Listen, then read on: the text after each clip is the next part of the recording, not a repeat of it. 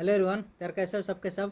तो आज की जो हमारी वीडियो है इसमें हम जो है shortest distance between two skew lines ये जो है हम देखने वाले हैं। फार्मूला पूरा डेराइव करेंगे, आपको समझाएंगे कि किस तरह से जो हमारे यहाँ पर फार्मूला आता है। ठीक है, बहुत ही शॉर्ट में हमारा फार्मूला यहाँ पर डेराइव हो जाता है, बस आपको चीज़ें समझने की ज़रूरत है। ठीक है, तो सबसे पहले यहाँ पर जो है मेरी एक फर्स्ट लाइन है, लाइन वन है, vector R equals A one plus lambda one B one.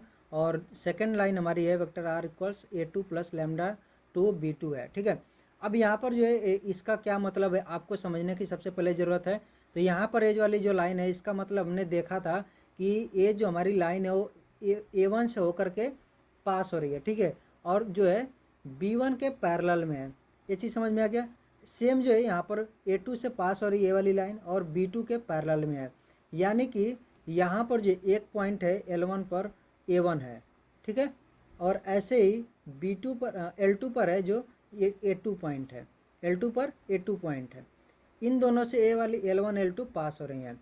यहाँ पर जो है बी वन के पैरेलल में एल वन है, और यानी कि बी वन के पैरेलल में ये आपकी एक लाइन हो गई बी वन और बी टू। ये जो है एल वन जो है बी वन के पैरेलल में है, एल टू जो है बी टू के पैरेलल में है। ये चीज़ समझ में आ गया। अब एक चीज़ आगे बढ़ने से पहले आपको मैं समझा दूं कि ये जो L1 और L2 है, ये जो स्क्यू लाइन है, स्क्यू लाइन मैंने आपको पिछली वीडियो में बताया था, अगर आपने नहीं देखा ज़रूर देखना। बट अगेन मैं थोड़ा सा आपको यहाँ पर एक्सप्लेन करने की कोशिश कर रहा हूँ। आप ये मत सोच लेना कि ये जो एक दूसरे को कट करेंगे, इधर ये इंटरसेक्टिंग नहीं है। ये जो स्क्यू लाइन्स है, स्क्यू लाइन्स होने का मतलब कि ये ना तो पैरेलल होंगे ना इंटरसेक्टिंग होगी। जैसे कि लास्ट वीडियो मैंने आपको बताया था कि एक लाइन हो गई और एक दूसरी लाइन हो गई। जब मैं इसको 2D पर बनाऊंगा ना तो कुछ इस तरह की शेप बनेगी। ठीक है, जो कि देखने में लगेगा कि एक दूसरे को कट करेंगी, बट जब आप 3D में ले जाओगे इनको तो आपको पता चलेगा ऐसे जो है कभी एक दूसरे को कट नहीं कर पाएंगे। ठीक है, तो आई होप जो चीज़ आपको ऑलरेडी क्लियर है कि स्क्यू लाइन क्या होती है। तो यहाँ पर जो एक दूसरे को कट नहीं करेंगी। अब जो बी वन और बी टू हो गया। अब देखो मुझे जो है किसी भी दो लाइन के बीच में अगर शॉर्टेस्ट डिस्टेंस चाहिए होगा तो मैं क्या करूँगा, मैं जो है दोनों लाइन पर एक परपेंडिकुलर डालूंगा और वो जो लाइन मुझे मिलेगी ना वही शॉर्टेस्ट डिस्टेंस होगी। अब अभी नहीं समझ में आया, इसको मैं और थोड़ा सा एक्सप्लेन करता हूँ। दो पैरेलल लाइंस हमारी होती हैं, इनके बीच में अगर मैं पूछूंगा कि शॉर्टेस्ट डिस्टेंस कौन सी होगी तो आप कौन सी बताओगे। एक यहाँ पर अगर मैं एक पॉइंट लेता हूँ, यहाँ से डिस्टेंस एक ए वाली डिस्टेंस हो सकती है। ठीक है, जो कि ये इस ए वाली जो लाइन है इस पर परपेंडिकुलर, ए वाली लाइन इस पर परपेंडिकुलर है। एक डिस्टेंस ए हो सकती है, एक डिस्टेंस ए वाली हो सकती है, एक डिस्टेंस ए वाली हो सकती है। ऐसे जो करके आपकी इनफाइनाइट डिस्टेंस मिल जाएंगे। तो आपको क्या पता चल रहा है कि सबसे शॉर्टेस्ट डिस्टेंस कौन सी मिलेगी। शॉर्टेस्ट वही मिलेगी जो कि ये वाली है, ये वाली लाइन है। और ये जो लाइन है क्या है, ये दोनों लाइन पर परपेंडिकुलर है। ठीक है, यानी कि आपको पता चलेगा कि अगर मैं एक ऐसी लाइन ड्रॉ करूं जो कि मेरी दोनों लाइन पर परपेंडिकुलर हो, वो लाइन जो है शॉर्टेस्ट डिस्टेंस होगी उन दोनों के बीच में। ठीक है, इतना क्लियर हो गया। तो अब सेम काम जो है हम यहाँ पर करेंगे। यहाँ पर मैं कैसे जो है दोनों लाइंस पर परपेंडिकुलर कैसे निकाल सकता हूँ, इसको निकालने के लिए मुझे एक तरीका पता हो जाएगा। आपको पता होगा कि जब हमारे पास जो है अगर अगर मैं जो है दो वेक्टर का यहाँ पर क्रॉस प्रोडक्ट अगर करता हूँ तो मुझे क्या मिलता है, एक वेक्टर मिलता है। किधर की तरफ वेक्टर मिलता है, जो भी दो वेक्टर का मैं मल्टीप्लाई करता हूँ मतलब क्रॉस प्रोडक्ट करता हूँ उनके परपेंडिकुलर में मिलता है। ठीक है, इसका क्या मतलब है, इसका मतलब ये है अगर मेरे पास ए वेक्टर ए है, ठीक है, ये जो है मैं मान लेता हूँ P1 वेक्टर है। सेम जो है उसी प्लेन में अगर मैं मान लेता हूँ ये P2 वेक्टर है। अगर मैं P1 क्रॉस P2 करता हूँ तो मुझे क्या मिलेगा, एक ऐसा वेक्टर मिलेगा जो कि इस प्लेन के परपेंडिकुलर होगा। यानी कि इसको मैं अगेन विजुलाइज कराऊंगा कि अगर मेरे पास ये वाला प्लेन है, इसमें एक वेक्टर ए है P1, दूसरा मेरे पास वेक्टर ए है P2 है। ठीक है, सेम प्लेन में P2 है, दो वेक्टर हो गए। अगर मैंने इन दोनों का क्रॉस मल्टीप्लाई किया, क्रॉस प्रोडक्ट किया, तो जो मुझे वेक्टर मिलेगा, क्योंकि क्रॉस प्रोडक्ट करने पर आपको क्या मिलता है, वेक्टर मिलता है। अगर आपने डॉट प्रोडक्ट किया तो आपको स्केलर क्वांटिटी मिलती है, इतना आपको पता होगा। तो जब मैंने क्रॉस प्रोडक्ट किया तो मुझे क्या मिलेगा, वेक्टर मिलेगा। और वेक्टर जो होगा उसका जो डायरेक्शन होगा वो इन दोनों के परपेंडिकुलर होगा। परपेंडिकुलर होने का मतलब कि वो मेरा वेक्टर ऐसे मिलेगा, ए वाली जो पेन है ऐसे मिलेगा। ठीक है, आई होप ये चीज़ क्लियर है।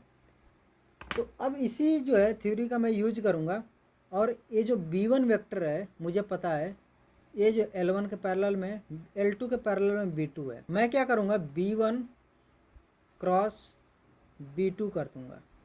तो मुझे क्या मिलेगा, मुझे जो है एक परपेंडिकुलर लाइन मिलेगी जो कि इस पे परपेंडिकुलर होगी, एक लाइन मिलेगी जो कि इस B1 पर परपेंडिकुलर होगी और B2 पर परपेंडिकुलर होगी। इतना क्लियर है। और आपको पता है कि L1 जो है B1 के पैरेलल में, L2 B2 के पैरेलल में, तो आपको पता चल गया कि L1 और L2 के भी परपेंडिकुलर में वो लाइन होगी।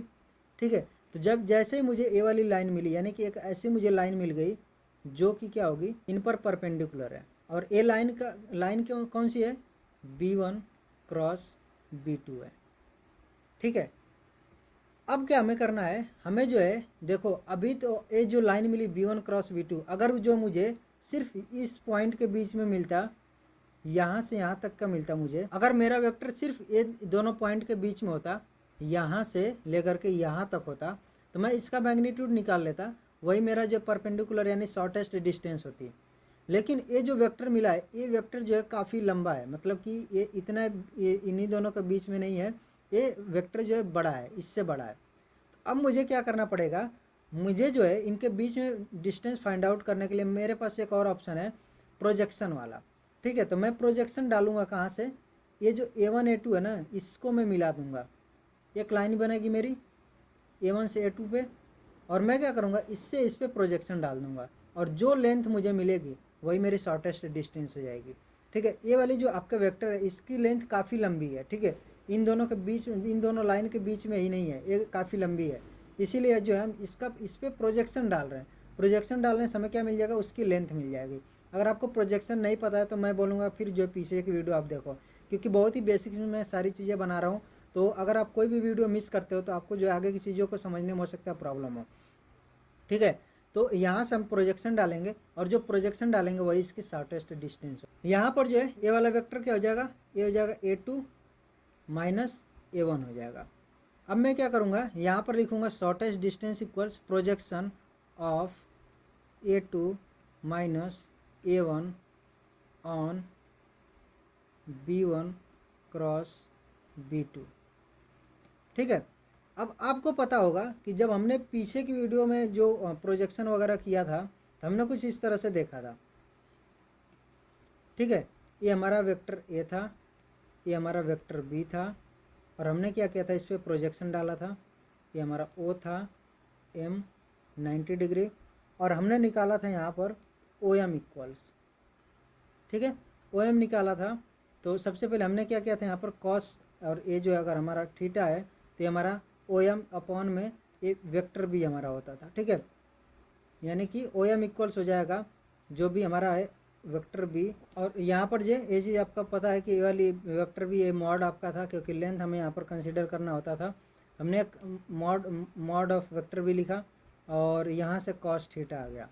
ठीक है, तो आपको ये चीज़ पता हो गया कि मॉड ऑफ कॉस थीटा। और दूसरा आपका एक और निकला था हमारा यहाँ पर कि प्रोजेक्शन क्या होता है कि वेक्टर बी डॉट में ए कैप। ठीक है, सेम चीज़ है। कैसे आया था, आपका आया था vector A dot vector B equals A B cos theta. हमें यहाँ पे बी कॉस थीटा निकालना होता है, तो ये हमारा जो मॉड वेक्टर है इधर आ जाएगा, तो ये जाएगा हमारा वेक्टर बी डॉट ये जो है ए कैप हो जाएगा। तो यहाँ पर आप देखो हमें इस वाले फॉर्मूले को नहीं यूज करना है, क्योंकि एंगल हमें नहीं पता है। ठीक है, एंगल नहीं पता हमें, बट हमें एक चीज़ ज़रूर पता है कि ये हमारा वेक्टर ए जो हमारे जिस पे हम प्रोजेक्शन डाल रहे हैं वो हमें निकल जाएगा। ठीक है, यानी कि इस हमारा क्या यहाँ पे था, vector A dot vector B upon में मॉड ऑफ वेक्टर ए, ये चीज़ हमें था, यानी कि जिस पे हम प्रोजेक्शन डाल रहे हैं उसका मॉड अपॉन में और उसका ऊपर मल्टीप्लाई किया था। यानी कि किस पे डाल रहे हैं प्रोजेक्शन, इस वाले पर हम प्रोजेक्शन डाल रहे हैं। तो यहाँ पर हमारा क्या हो जाएगा, A2 माइनस A1। ठीक है, डॉट में B1 क्रॉस में B2 अपॉन में मॉड ऑफ B1 क्रॉस। अब ये जो फॉर्मूला है यही आपका फॉर्मूला है शॉर्टेस्ट डिस्टेंस का, जो कि आपको समझने की ज़रूरत है। अगर आप याद भी करना चाहते हो याद कर सकते हो, बट मैंने आपको समझा दिया कि जब भी आपको दो लाइन गिवन होगी, इससे होकर के पास होगी, इसके और इसके पैरेलल होगी। तो अब ये जो है क्या होगा, ये दोनों पैरेलल में, तो इनका हम क्रॉस मल्टीप्लाई करेंगे, जिससे कि हमें परपेंडिकुलर मिल जाएगा। ये जो A1 से A2 की तरफ जा रही है, अब आप जो है यहाँ पर देखो मॉड हमें लगाने की ज़रूरत पड़ेगी, क्योंकि ये जो है यहाँ पर डिस्टेंस है, ठीक है। और आप जो यहाँ पर A1 से लेके A2 तक आप बना सकते हो, या फिर जो आप ए लिख सकते हो A1 माइनस A2, कोई भी आप यहाँ पर वेक्टर बना सकते हो, ठीक है। ऐसे ही आप यहाँ पर B1 क्रॉस B2 कर सकते हो, या फिर B2 क्रॉस B1 कर सकते हो। तो इसीलिए जो हमें यहाँ पर मॉड लगाने की ज़रूरत पड़ेगी, जिससे कि हमारा अगर नेगेटिव भी कोई लेंथ आती है तो उसको हम पॉजिटिव कर सकें। अब जो है देखो, इसको एक और अलग टर्म्स में इसको भी लिखा जाता है A2 माइनस A1, और यहाँ पर होगा आपका B1, यहाँ पर B2 होगा, और ये जो है आपका इस तरह से ब्रैकेट लग जाता है अपॉन में B1 क्रॉस, जो ऊपर वाला आपका है ये आपका होता है स्केलर ट्रिपल प्रोडक्ट, ठीक है। एक आपका होता है वेक्टर ट्रिपल प्रोडक्ट, जिसमें आपका क्या होता है, यहाँ पर भी आपका क्रॉस आ जाएगा, यहाँ पर आपको डॉट दिख रहा है, इस वजह से हमारा क्या स्केलर है। क्यों? क्योंकि ये चीज़ आपका वेक्टर मिलेगा A2 माइनस A1, ये B1 क्रॉस B2 भी वेक्टर मिलेगा। जब वेक्टर का वेक्टर में डॉट प्रोडक्ट करेंगे तो स्केलर मिलती है, इसीलिए हमारे यहाँ पर है ट्रिपल प्रोडक्ट, यानी 3 वेक्टर का प्रोडक्ट है, बट हमें मिलेगा क्या, स्केलर क्वांटिटी, तो इसलिए स्केलर ट्रिपल प्रोडक्ट। जब यहाँ पर हमारा क्रॉस आ जाएगा, हमारा क्या होगा, ट्रिपल प्रोडक्ट अभी भी रहेगा, बट हमें यहाँ पर क्रॉस आने की वजह से क्या हो जाएगा, हमारा जो है वेक्टर मिलेगा, इसलिए हमारा यहाँ पर वेक्टर ट्रिपल प्रोडक्ट हो जाता है, ठीक है। तो वेक्टर के बाद ट्रिपल प्रोडक्ट हम जो है वो हमारा दूसरा होता है, ये हमारा क्या है, स्केलर ट्रिपल प्रोडक्ट है, ठीक है। तो ये हमारा फॉर्मूला है। अब हम जो इसको थोड़ा सा और सिंप्लीफाई करेंगे, और जो एक तरीके से देखेंगे कि अलग फॉर्म में इसको करके, ठीक है। अब जो देखो, एक हमारे जो लाइन की हमने एक और फॉर्म देखा था, जो कि हमारा था कार्टेशियन फॉर्म था, ठीक है। इसमें क्या था, x माइनस x1 अपन A1 equals y minus y1 अपन B1 equals Z minus Z1 अपन C1। सेम फॉर्म आपकी जो L2 लाइन की भी है। इसका मतलब क्या होता था कि ये जो लाइन है ना, ये वाली L1 जो लाइन है, ये जो x1 y1 Z1 से तो पास हो रही है, और A1 B1 C1 इसके क्या डायरेक्शन रेशियोज हैं। ऐसे L2 आपका x2 y2 Z2 से पास हो रही है, A2 B2 C2 जो है इसके डायरेक्शन रेशियोज हैं, ठीक है। इतना क्लियर है। यानी कि कहने का मतलब ये है कि हमने जो देखा था कि ये जो A1 था, यानी कि A1 B1 C1, ये इसका कोऑर्डिनेट क्या हो गया, A1 B1 C1। ऐसे इसका A2 B2 C2 इससे पास हो रही है, और जो है A1 B1 C1 सॉरी यहाँ पर जो है A1 का मतलब हो गया x1 y1 z1, और A2 का मतलब हो गया x2 y2 z2।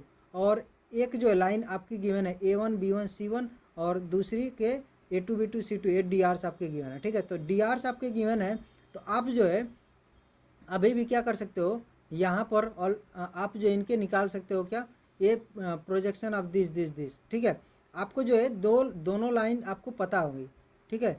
आपकी ये वाली जो लाइन है इसका आपको डी आर्स पता हो गया, और दूसरी लाइन है उसका भी डी आर्स आपको पता हो गया। तो अब आप क्या करोगे, आप जो है सिंपल से इसी फॉर्मूले में पुट करोगे, और आपका एक अलग जो है यहाँ पर फॉर्मूला बन के आता है, बट उसको आपको बिल्कुल भी याद करने की ज़रूरत नहीं है, ठीक है। वो फार्मूला कुछ इस तरह से आएगा, बहुत दिखने में बहुत ही बड़ा लगेगा। तो सबसे पहले हम इनको थोड़ा सा कैलकुलेट कर लेते हैं, जिससे कि आपको फार्मूले को देखने में और समझने में बहुत ही आसानी रहे।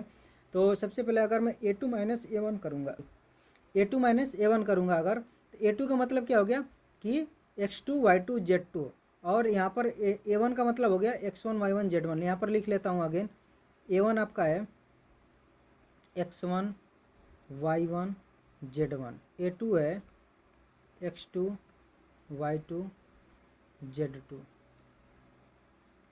A2 minus A1 x2 minus x1 y2 minus y1 z2 minus z1, ये आपका हो गया A2 minus A1। Dot product किसका है, B1 क्रॉस B2 का। तो B1 क्रॉस B2 क्या होगा, ये देखो आप निकालो, B1 क्या है, B1 आपका हो जाएगा A1 B1 C1। ऐसे आपका वेक्टर B2 क्या होगा, A2 B2 C2 होगा। इन दोनों का हम जब क्रॉस प्रोडक्ट निकालेंगे तो क्या आएगा, cross product B1 cross B2 equals, सबसे पहले I cap J cap K cap, और यहाँ पर देखो A1 ये वाला इस तरह से कुछ होगा, ये आई कैप होगा, एक जे कैप होगा, एक के कैप होगा, ठीक है।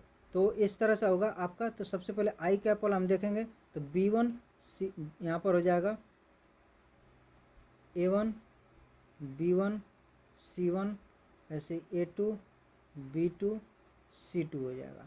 इस तरह से आपका होगा B1 क्रॉस B2। अब देखो ये आपका जो है ये वाला चीज़ है A2 माइनस A1 हो गया, डॉट B1 क्रॉस B2। अब इसमें क्या होगा, ये वाला आई वाला टर्म है, जे वाला टर्म है, के वाला टर्म है। तो अब जो आई से आई, जे से जे, यानी कि हम क्या कर सकते हैं, इनको रिप्लेस कर सकते हैं, इनको, यानी कि आपका ऊपर वाला जो टर्म हो जाएगा होगा A2 माइनस A1, यानी कि मैं पूरा का पूरा फार्मूला यहाँ पर रिप्लेस कर देता हूँ। यहाँ पर आपका फार्मूला आ जाएगा x2 minus x1, y2 minus y1, z2 minus z1, A1 B1 C1, A2 B2 C2। ये आपका हो जाएगा डिटर्मिनेंट, जिसको आपको सॉल्व करना रहेगा। अपॉन में आपका क्या आएगा, अपॉन में mod of B1 cross B2।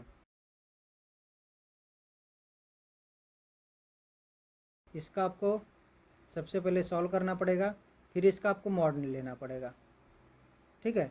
अब ये जो इतना बड़ा सा आपका फॉर्मूला आता है, और ये सॉल्व करने के बाद भी आपको क्या करना पड़ेगा, एक और मॉड लगाना पड़ेगा, ठीक है, सबसे बाहर में।